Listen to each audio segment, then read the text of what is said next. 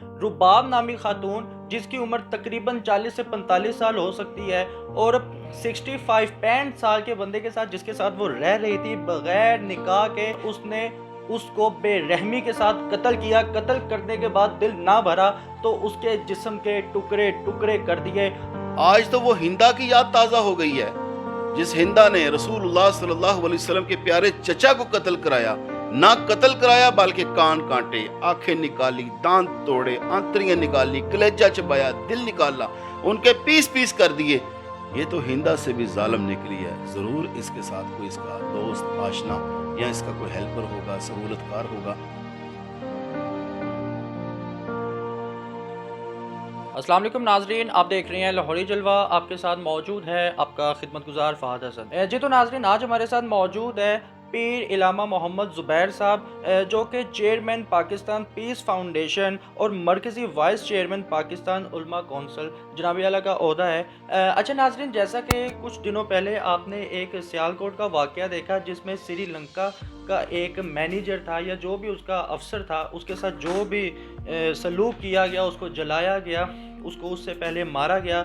और नाजरीन, आपको ये बताते चले कि एक दो दिन पहले कराची में होने वाला एक वाक़या, जो एक खातून रुबाब नामी खातून जिसकी उम्र तकरीबन 40 से 45 साल हो सकती है और 65 साल के बंदे के साथ जिसके साथ वो रह रही थी बग़ैर निकाह के, शादी नहीं हुई थी उसकी, उसके साथ रह रही थी।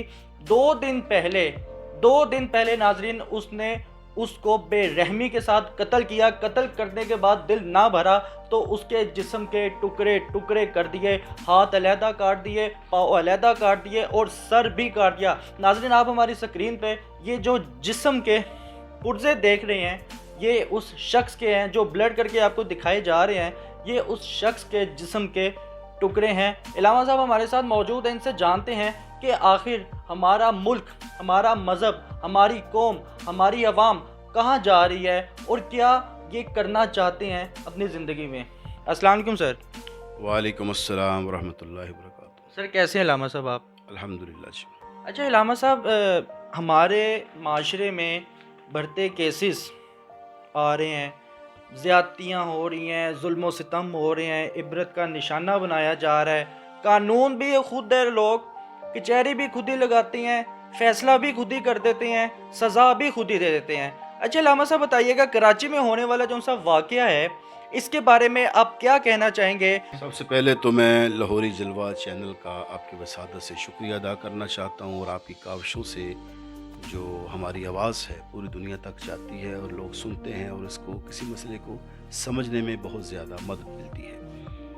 हम चूँकि मुसलमान हैं और ये वतन इस्लाम के नाम पर हासिल किया गया है। दो रियासतें दुनिया में, सऊदी अरेबिया, पाकिस्तान और एक मजहबी रियासत जो कि यहूदियों ने अपने नाम पे इसराइल को बनाया हुआ है, ये कुछ रियासतें मज़हब के नाम पे बनी हुई हैं। अब हमारे यहाँ सबसे बड़ा मसला ये है कि रियासत तो बन गई, मुल्क तो बन गया, लेकिन हमें आज तक ऐसे हुक्मरान नहीं मिले जो इसको सही तौर पर रियासत मदीना का मॉडल बना सकते। ये हमारी बदकिस्मती है या काम इल्मी समझ लें या हमारी समझ लें कि सुस्ती है कि अभी तक हमने ऐसे लोगों को नहीं चुना जो इस मुल्क के सही अंदाज को लेके चलें, सही रूट पर इस लोगों को लेके चलें और लोगों की रहनुमाई कर सकें।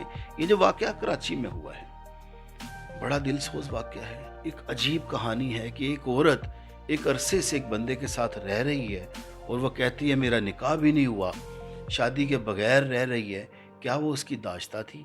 क्या वो पैसे लेके रह रही थी? क्या उसके बाप ने उसको बेचा था? उसके भाइयों से पूछा जाए, उसके बाप से पूछा जाए।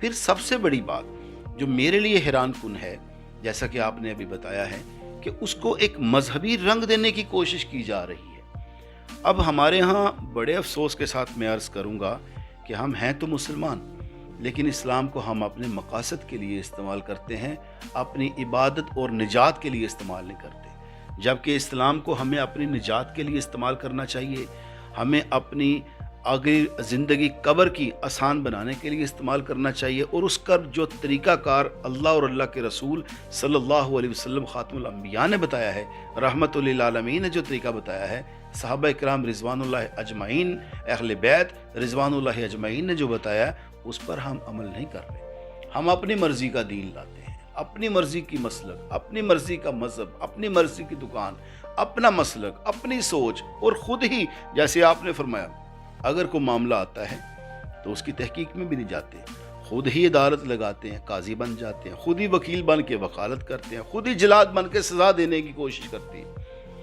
مجھے کس نے حق دیا ہے میں کسی کی جان لوں؟ اسلام کہتا ہے ایک انسان کا قتل پوری انسانیت کا قتل ہے۔ اگر یہ خاتون مسیحی ہے تو مسیحی مذہب میں یہ لکھا ہوا ہے تم کسی کی جان نہیں لے سکتے، کسی کو مار نہیں سکتے، کسی پہ ظلم نہیں کر سکتے، بلکہ تم پہ اگر ظلم ہوتا ہے اس کو برداشت کرو۔ تم پہ اگر ظلم ہوتا ہے تو اس ظلم کے خلاف تم اس قسم کی ایکٹیویٹیز سے اس ظلم کو ختم کرنے کی کوشش کرو، نہ کہ تم اس کے در پہ ہو جاؤ۔ یہی تمام مذاہب کی تعلیمات ہیں، امن کی، پیار کی، آتشی کی، محبت کی آواز جو میرے اسلام کی ہے، دوسرے مذاہب کی بھی ایسے آوازیں ہیں۔ کہیں نہیں لکھا ہوا کہ اگر تمہیں کوئی شخص ناپسند ہے اسے پھر اتنی بے دردی سے، اس انداز سے۔ آج تو وہ ہندا کی یاد تازہ ہو گئی ہے جس ہندا نے رسول اللہ صلی اللہ علیہ وسلم کے پیارے چچا کو قتل کرایا، نہ قتل کرایا بلکہ کان کانٹے، آنکھیں نکالی، دانت توڑے، آنتریاں نکالی، کلیجہ چبایا، دل نکالا، ان کے پیس پیس کر دیے۔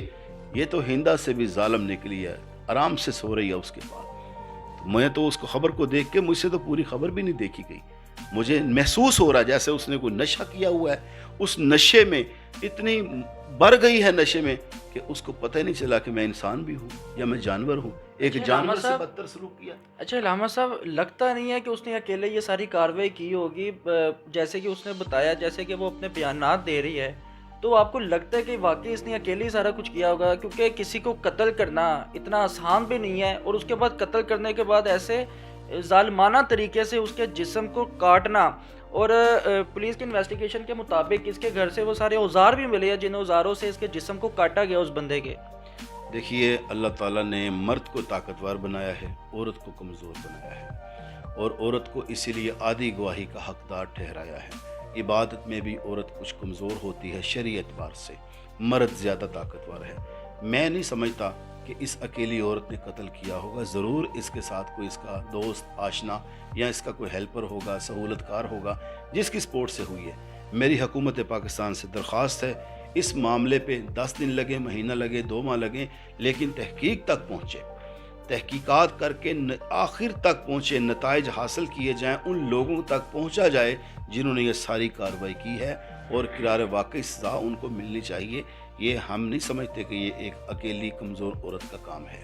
اچھا علامہ صاحب، اس خاتون، رباب نامی خاتون کا یہ بیان تھا کہ یہ مجھے ولگلاتا تھا، مجھے ظلم کرتا تھا، مارتا تھا، یا جو بھی تشدد کرتا تھا یا مارتا تھا۔ اس کے بعد اس نے یہ بھی کہا کہ مجھے مسلمان ہونے کے لیے کافی زیادہ انسسٹ کرتا تھا، مجھے زور دیتا تھا کہ تم مسلمان ہو۔ اس نے کہا کہ میرے والد صاحب کو اس نے دھمکایا یا جو بھی سین ہوا، تو بہرحال بغیر نکاح کے اس مرد کے ساتھ رہ رہی تھی۔ تو اس کے بارے میں آپ کیا کہنا چاہیں گے؟ دیکھیں، میں نہیں اس بات کو سمجھتا کہ ایک مسیحی خاتون کو مجبور کر کے اس کا مذہب تبدیل کرا کے اس سے نکاح کیا جائے، یہ کہیں بھی نہیں ہے ایسا۔ ہو سکتا ہے کہیں ایسا ہو، لیکن ہمارے نوٹس میں تو نہیں ہے، کیونکہ اسلام والے کرسچنز کے ساتھ شادی کر سکتے ہیں چونکہ یہ اہل کتاب ہیں۔ اہل کتاب سے شادی کرنے کے لیے ان کو مسلمان کرنے کی ضرورت نہیں ہے، وہ ایسے بھی شادی کر سکتے ہیں۔ لیکن یہ بات کہاں ہے؟ اگر وہ اتنی تنگ تھی تو جب اس نے اس کو مارا تو وہ بھاگ جاتی، وہ تو آرام سے سوئی پڑی ہے، آرام سے اس گھر میں رہ رہی ہے، بلکہ پولیس والے سے پوچھ رہی ہے تم کیوں آئی ہو؟ میں کوئی چوری ہوں، میں کوئی ڈکیتی ماری ہے، میں نے کیا کیا، کیوں آئے ہو تم؟ جب پولیس والوں نے ان سے پوچھا تو وہ کہنے لگی ہے کہ یہ ایسے ویسے ہیلے بہانے کرتے کرتے کرتے مذہب کی بھی آڑ لی کہ یہ زبردستی مسلمان کرنا چاہتا تھا۔ اگر وہ زبردستی مسلمان کرنا چاہتا تھا اس کو اسے رکھنے کی کیا ضرورت تھی؟ پہلی بات۔ دوسری بات، اس نے کہا کہ میں پریس کلب گئی ہوں، احتجاج کیا، تو وہ کہاں ریکارڈ ہے اس کا؟ تیسرا، تھانے میں کوئی ریکارڈ نہیں ہے۔ اگر اس کے ساتھ کوئی زیادتی ہو رہی تھی تو یہ اس کے لیے باقاعدہ ایف آئی آر درج کراتی۔ پاکستان کا کمزور اتنا بھی قانون نہیں ہے کہ وہ اس کی ایف آئی آر درج نہ کرتا۔ اس کے ساتھ زیادتی لوگ دیکھتے رہتے، اس کے بھائی کہاں ہیں، اس کا باپ کہاں ہے، اور جو شخص قتل ہوا ہے مقتول کے عزیز و قارب کہاں ہیں، اس کے والدین، بہن بھائی، عزیز و قارب کہاں ہیں؟ کیا یہ جنگل میں رہ رہے تھے؟ کراچی جیسے شہر میں، صدر جیسے علاقے میں یہ رہ رہے تھے؟ یہ تو ہو نہیں سکتا کسی کو پتہ نہ ہو، سب کو پتہ ہوگا یہ رہ رہی ہے، ایک عرصے سے رہ رہی ہے۔ ابھی جو باتیں کھلیں گی آپ سب کے سامنے آ جائیں گی کہ اصل حقیقت کیا تھی۔ صرف مذہب کا، میں نے جو پہلے عرض کی، کہ ہم لوگ مذہب کو استعمال کرتے ہیں اپنی ذاتیات کے لیے. یہاں بھی یہی ہو رہا ہے. ایسا کچھ نہیں ہے. میری گزارش ہے حکومت پاکستان سے کہ اس کا نوٹس لے اور اس کو پلیز خدا را مذہب کا رنگ مت دیجئے، مذہب کو بدنام نہ کیجئے. مذہب کو بدنام کرنے والی کوئی چیز نہیں ہے. مذہب اپنانے والی چیز ہے. مذہب عزت کرنے والی چیز ہے.